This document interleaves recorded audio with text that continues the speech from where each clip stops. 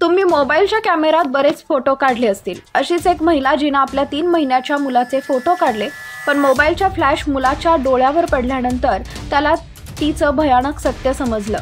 महिलेला आपल्या मुलाचं सत्य समजताच तिच्या पायाखालची जमीन सरकली। मुलाच्या डोळ्यात असं काही दिसलं की ती हदरलीच। दरम्यान पुढे काय घडलं पाहण्याआधी AM मराठी न्यूजला जरूर सबस्क्राईब करा। ब्रिटनमधील ही धक्कादायक घटना आहे। सारा हेजेस असं या महिलेचं नाव आहे।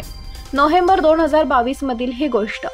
केंटमध्ये राहणारी 40 वर्षाची सारा घरात स्वयंपाक करत होती, तेव्हा तिची नजर तिचा 3 महिन्याच्या मुलगा थॉमसवर पडली।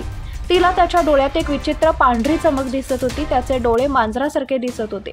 ती घाबरली आणि तिने लगेच आपल्या स्मार्टफोनचा टॉर्च ऑन केला आणि तिला मोबाईलच्या चमकत्या प्रकाशात असं काही दिसलं की ती घाबरली। काही क्षणात चमक नाहीशी झाली। काही वेळानं तिने पुन्हा स्मार्टफोनचा फ्लॅश चालू केला आणि तिने त्याचे फोटोही काढले, जेणेकरून पुन्हा ती चमक दिसेल, पण ही चमक काही क्षणातच नाहीशी झाली होती। तेव्हा तिला वाटलं की कदाचित ही चमक प्रकाशामुळे आली असावी, पण तिच्या मनात शंका निर्माण झाली। तिने संपूर्ण प्रकरण समजून घेण्याचा प्रयत्न केला। ती थॉमसला वेगवेगळ्या खोल्यांमध्ये घेऊन फिरत राहिली, वेगवेगळ्या दिव्यांजवळ नेऊन त्याच्याकडे बारकाईने पाहत राहिली। काही वेळानं तिच्या डोळ्यात पुन्हा ती पांढरी चमक दिसली, मात्र ती घाबरली। यानंतर तिने याबाबत इंटरनेटवर सर्च केलं, लगेच डॉक्टरांशी संपर्क साधला। तिच्या मुलाच्या डोळ्यात दिसणारी चमक म्हणजे कॅन्सर होता। हा डोळ्यांचा दुर्मिळ कर्करोग आहे, ज्याला रेटिनोब्लास्टोमा म्हणतात। त्यामुळे दृष्टी कमी होऊ शकते। हे समजल्यानंतर साराच्या पायाखालची जमीनच सरकली।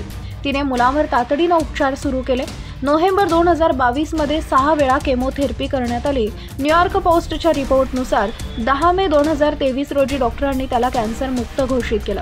फोनमुळे महिलेला तिच्या मुलाला असलेला कॅन्सर सारख्या गंभीर आजाराची माहिती झाली।